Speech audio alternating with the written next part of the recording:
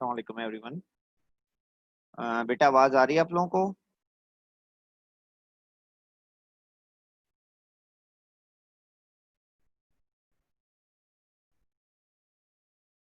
ठीक है, गुड। सो आप सबको आई थिंक रिवाइज रिजल्ट्स मिल गए होंगे अपने। किसी को कोई ओ लेवल ग्रेड से कम तो नहीं हासिल हो गया मेरे स्टूडेंट्स को? जी फैजान सिराज, आपका मसला सॉल्व हुआ कुछ?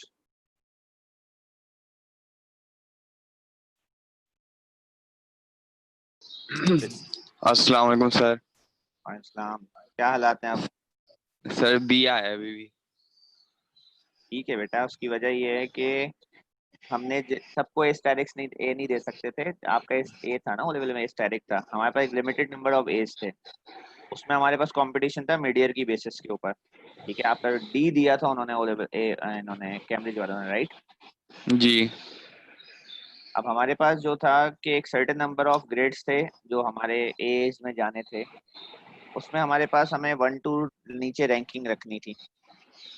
तो उसके अंदर ये था हमारे पास कि जिन बच्चों ने मिड ईयर में ज्यादा अच्छा परफॉर्म किया था, क्योंकि वो हमारे पास फाइनल सबसे अच्छी परफॉर्मेंस थी या थ्रू आउट जो उनकी परफॉर्मेंस थी, उसमें जिन जिन का ए बन रहा था उन्हें प्रायोरिटी मिली थी। इस वजह से हमने लीस्ट एक ग्रेड ऊपर किया था अगर किसी का, तो एक ग्रेड हमने नीचे भी किया था depending on the mid year performance. ठीक है, तो जी आपको याद है अपनी मिड ईयर परफॉर्मेंस क्या थी?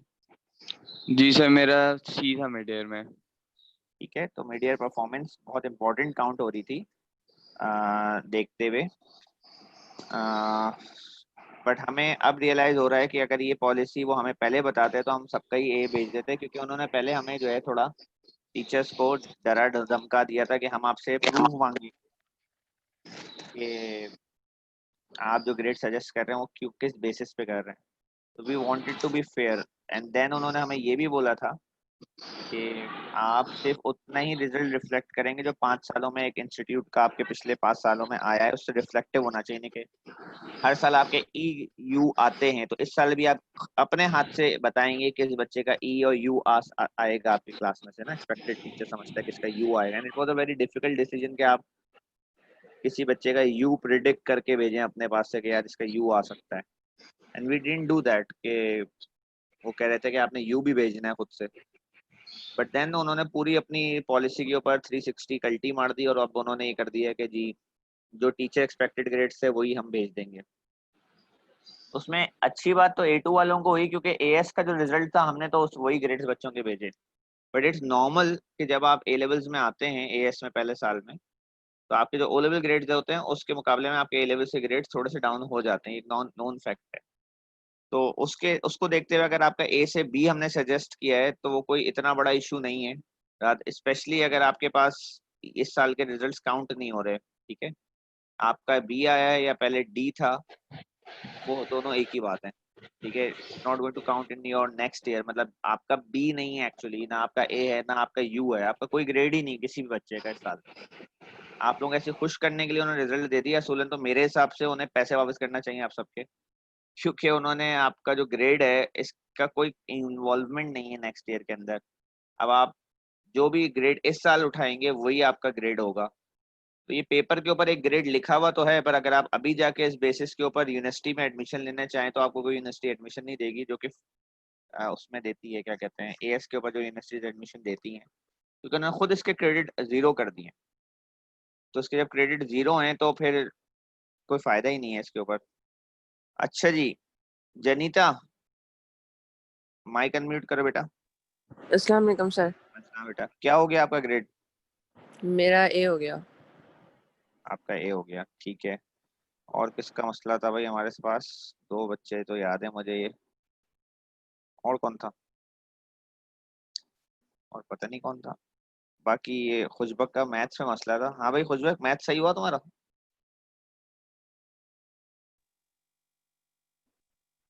खुशबक जी आवाज सर, नहीं आ रही, अस्सलाम वालेकुम।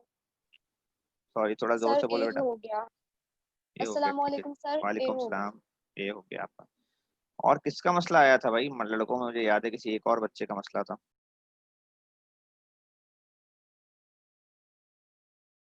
पता नहीं कौन था।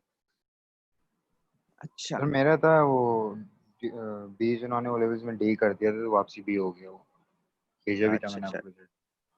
अच्छा, गुड गुड, चलें अच्छी बात है, मेजोरिटी के साथ इंसाफ रहा। ठीक है, अगर उमर सिराज भाई, सॉरी फैजान सिराज भाई, अगर ये कंडीशन नहीं होती ना कि आपने एक सर्टेन नंबर ऑफ एज ही देने हैं हमें, जैसे कि फर्स्ट करें, रफ बात कर लेते हैं कि वेल्स कॉलेज के अंदर जो है वो पिछले 5 सालों में 100 बच्चे अगर अपेयर होते हैं तो 20 का ए ग्रेड होता है। तो पूरे स्कूल में मुझे और जो दूसरे एएस के टीचर थे, एएस में 2 टीचर थे पिछले साल, सर राहत थे और एक सर काशिफ इस्माइल थे, हम सबको मिलकर वो 20 ए ग्रेड बांटने थे। ये सबसे बड़ा बाइस जो था ना इनके इसके अंदर, डिसीजन के अंदर, एज ए टीचर अगर आप सोचें तो ये था कि वो आपको लिमिट कर रहे थे कि आप सिर्फ उतने ही ए ग्रेड लेंगे जितने आपके पास 5 साल में एक एवरेज बन रहा था। तो फर्ज करें एक एवरेज 20 बन रहा था, और हो सकता है इस साल हमारे पास एक अच्छा इंडक्ट हुआ और सिर्फ मेरी क्लास में ही 20 ए ग्रेड बच्चे हों। That could be the case ना, ऐसा तो नहीं हो सकता कि हर साल एक जैसी स्टैंडर्डाइजेशन चले एडमिशन में। When you are forced to select only 20 A graders throughout the school, एक रफ नंबर दे रहा हूँ, तो उसमें अब आपने कुछ कोटा, इनफैक्ट कोटा देना पड़ रहा था, विच इज रॉन्ग। मतलब अगर हम फर्ज करें 100 में से सर अली के पास 60% बच्चे हैं, तो वो 20 का 60% ग्रेड्स वो ले लें ए ग्रेड, बाकी किसी के पास 30% है तो वो ले ले, जिसके पास 10% है वो डिवाइड करे। So that was wrong from CI कि उन्होंने पहले टीचर्स को लिमिट किया और उसके बाद फिर वो टीचर प्रेडिक्टेड ग्रेड पे चले गए। तो यहाँ पे अभी भी मैं समझता हूँ कि थोड़ी सी बाइजनेस बाकी है, जिसके ऊपर जो है ना ये प्रिडिक्टेड ग्रेड रिवाइज करने की भी मुझे मेरे ख्याल से 2 जगह पे अभी बाइजनेस हुई हुई है। नंबर 1 बाइजनेस ये हुई हुई है कि एक तो इन्हें प्रिडिक्टेड ग्रेड रिवाइज करने की इजाजत देना चाहिए टीचर्स को, ताकि जिन बच्चों का ओ लेवल में ए ग्रेड था और किसी टीचर ने उसको for based on medial performance उसको डाउन साइज किया है तो वो रिवाइज करे उसको। दूसरा रिवीजन ये होना चाहिए कि कुछ बच्चों ने विड्रॉ कर लिया था जून एग्जामिनेशन से, वो चले गए थे नवंबर में, क्योंकि उन्हें ये लग रहा था कि जो है पता नहीं क्या होगा। अब उन्हें भी दोबारा अपॉर्चुनिटी मिलना चाहिए कि वो प्रेडिक्टेड ग्रेड टीचर उनका भी भेजे और वो भी जून में ही फारिग हो जाए, क्योंकि ये तो नाइंसाफी हुई ना, आपने तो बिल्कुल ही कोई ग्रेड दिया ही नहीं, टीचर्स ने ग्रेड दिया। तो आपने जो सिस्टम सामने लेकर आए थे उस सिस्टम को देखकर वो बच्चे डर गए थे, पता नहीं ये रैंकिंग करेंगे और फिर स्टैंडर्डाइजेशन करेंगे और ये होगा वो होगा, हमें पता नहीं इंसाफ मिले ना मिले, काइंड ऑफ दैट थिंग। अच्छा, तो खुशबक बेटा ये बताओ कि हमने लास्ट टाइम जो टॉपिक पढ़ रहे थे इक्विलिब्रिया, उसके अंदर आप लोगों ने वीडियो देखी थी और फिर आपने क्या, मैंने वो टॉपिक डिस्कस किया था या बस आप लोगों ने सिर्फ एक वीडियो ही देखी थी? सर 2 क्लासेस हुई थी, एक में हमने वीडियो देखी थी और दूसरी क्लास में आपने पेज 10 तक डिस्कशन की थी। पेज 10 तक डिस्कशन की थी। अच्छा चलें आज आगे पेज 11 से डिस्कशन करते हैं। मतलब हमने स्ट्रॉन्ग एसिड और स्ट्रॉन्ग बेस पढ़ लिया होगा, वीक एसिड नहीं पढ़ा होगा, राइट? वीक एसिड मतलब मैंने डिस्कस नहीं किया होगा, वैसे वीडियो में तो था। और फिर मैंने आप लोगों से रिक्वेस्ट की थी कि आप लोग जरा उसको खुद से देख लीजिएगा, जिसके चांसेस बहुत कम रहते हैं। तो एक दफ़ा मैं उसको गो थ्रू कर दूं और फिर मैं आज के नए टॉपिक को स्टार्ट करूंगा।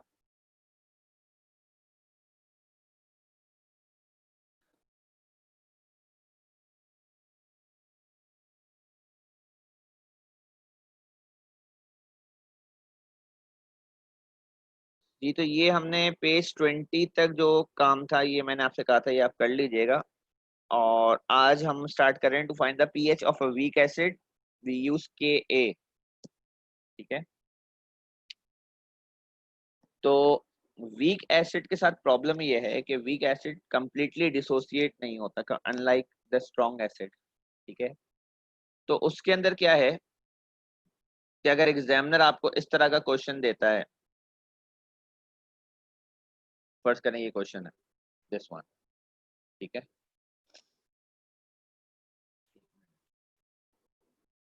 तो इस क्वेश्चन के अंदर एग्जामिनर ने आपको वीक एसिड की कंसंट्रेशन दी हुई है, this is the concentration. Strong acid का केस होता ना अगर आप, तो आप चुपचाप इसका माइनस लॉग ले लेते हैं, क्योंकि बेसिक मोनोप्रोटिक एसिड है, माइनस लॉग ले लेते हैं, क्योंकि जो एसिड की कंसंट्रेशन होती है वही H प्लस की कंसंट्रेशन होती है। यहाँ पे ऐसा नहीं कर सकते।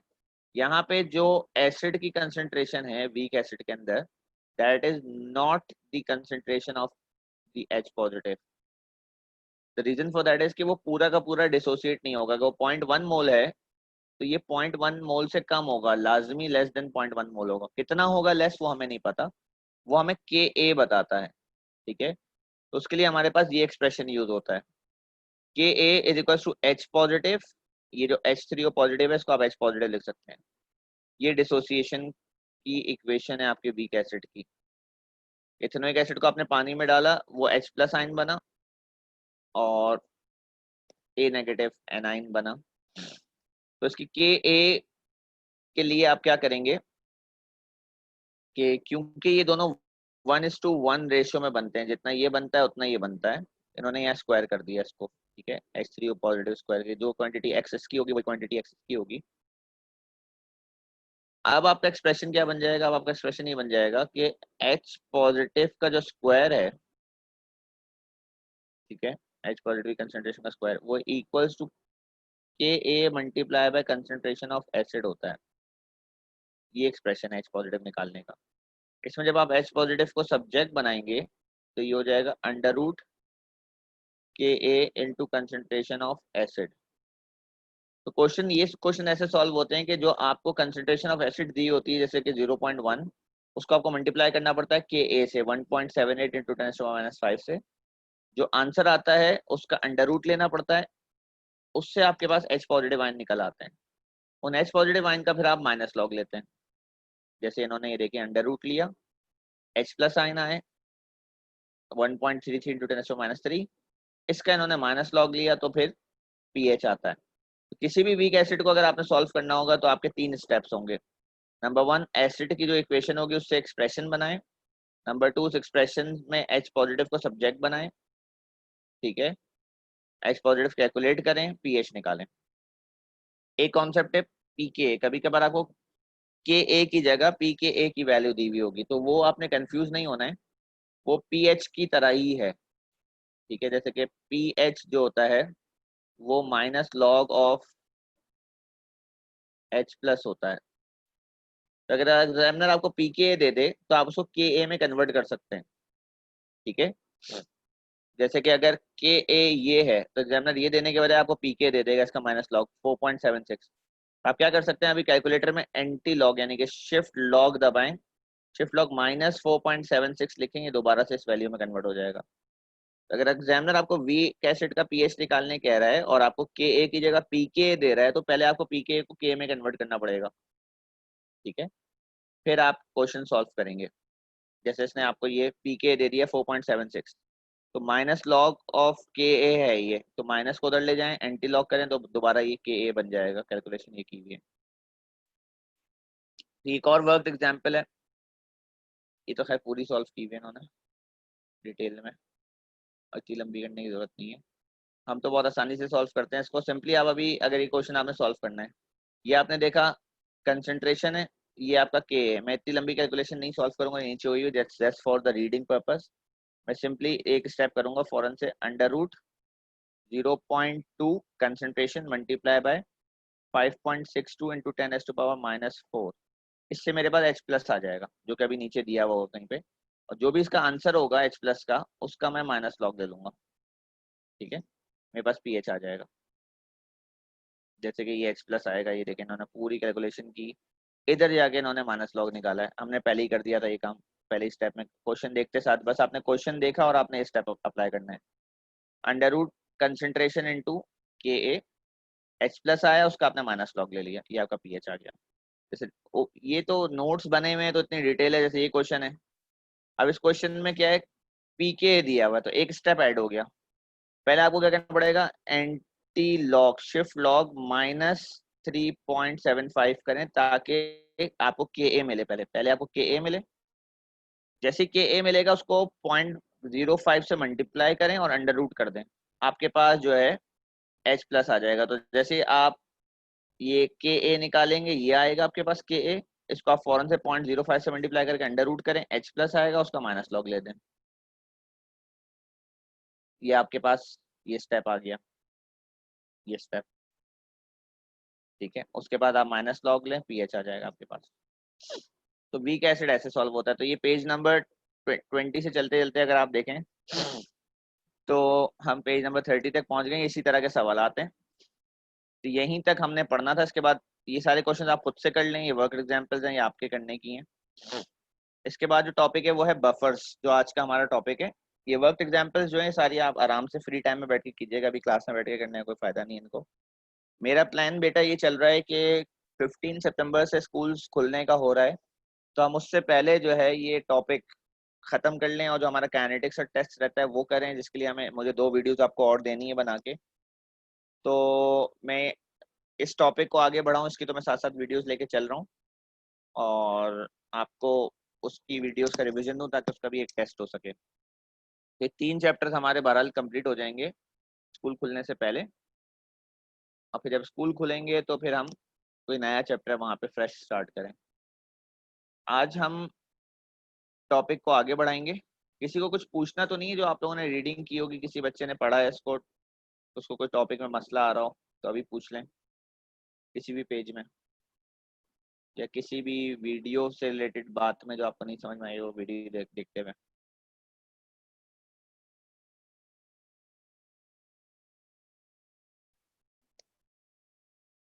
आई थिंक अभी तक तो ऐसा नहीं है, किसी ने कुछ कहा नहीं। जनरल फीडबैक ले लेता हूँ एक।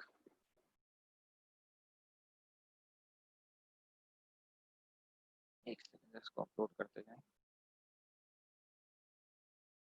जी यूशा भाई कैसे हैं आप? आवाज आ रही है आपको?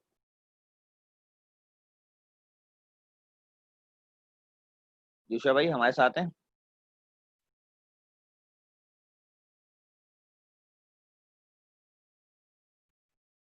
यूशा भाई को आवाज नहीं आ रही शायद। जी जी सर, क्या हुआ? आ आवाज रही आ है? रही? जी अच्छा आ रही है। बोलो अच्छा यूशा भाई ये बताएं क्या हुआ आपके रिजल्ट का? सर। ए हो गया। ए हो गया, पहले क्या था? ये था। बी था। चलें गुड, अच्छी बात है। अच्छा यूशा भाई ये बताएं आपने कुछ पढ़ा? सर वीकेंड में वो बस एनर्जेटिक्स पढ़ा है सर, वो सॉरी काइनेटिक्स पढ़ा है बस। बस अच्छा सवाल इक्विलिब्रिया करे अभी थे आपने उसमें। फॉलो नहीं किया है? नहीं। Very good. तलहा, तलहा बेटा आपने पढ़ा है इक्विलिब्रिया? थोड़ा थोड़ा सर, जी थोड़ा सा पढ़ा था। जो थोड़ा सा पढ़ा था उसमें कुछ समझ में आया? जी मतलब अभी तक जो आप पढ़ा रहे हैं वो तो ठीक है। अच्छा चलें ठीक है।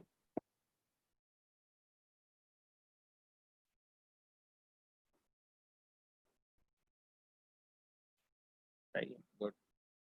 चलें अब हम स्टार्ट करते हैं आज का नया टॉपिक, दैट इज बफर्स। और आज हम सिर्फ इसकी वीडियो डिस्कस करेंगे क्योंकि क्लास के अंदर 30 मिनट्स रहते हैं और 20 मिनट की ये वीडियो है, सही है। तो बफर 1 और बफर 2 के नाम से वीडियो है, ये आपने स्टार्ट करनी है अभी 2 वीडियोस। जब वीडियो खत्म कर लें तो आप लॉग आउट हो सकते हैं अगर आपने कुछ पूछना नहीं है, बट आपका पर्सनली टास्क ये होगा कि आप ये जिस डॉक्यूमेंट से मैं पढ़ा रहा हूँ गो थ्रू करें इस डॉक्यूमेंट को पूरा। और इसका आपने रीडिंग करनी है कम से कम, जहाँ तक ये टॉपिक खत्म नहीं होता नेक्स्ट टॉपिक आएगा इंडिकेटर, 10 पेजेस के ऊपर है ये, 10 पेजेस के ऊपर है ये। और आपने इंडिकेटर के नाम से एक टॉपिक है वहां तक पढ़ना है, मैं नीचे ले जाके दिखा रहा हूँ आपको। यहाँ तक के सारे क्वेश्चन सॉल्व करने हैं, प्रॉब्लम जो आपसे नहीं होंगी वो मैं कल करवाऊंगा ये प्रॉब्लम सॉल्व इंडिकेटर्स। कल की क्लास में मैं ये प्रॉब्लम्स को गो थ्रू करूंगा, ये प्रॉब्लम सारी आप ये प्रॉब्लम खुद से पहले एक दफा ट्राई कर लीजिएगा, इनके आंसर नहीं लिखे हुए फिर मैं ट्राई करूंगा। उसके बाद मैं इसके पास पेपर क्वेश्चंस कराऊंगा दोनों टॉपिक्स के मिलाकर। तो पास पेपर्स जो हैं आपके पास इसके, उसमें 2 टॉपिक हो गए और फिर नेक्स्ट टॉपिक हमारा इंडिकेटर होगा जो मोस्ट प्रोबेबली हम वेडनेसडे से स्टार्ट करेंगे, ठीक है। तो बेटा वीडियो स्टार्ट करें, वीडियो से रिलेटेड कोई क्वेश्चन हो बीच में पूछें या मैसेज कर दें चैट में, और अगर नहीं हो और वीडियो खत्म हो जाए तो लॉग आउट हो सकते हैं, ठीक है।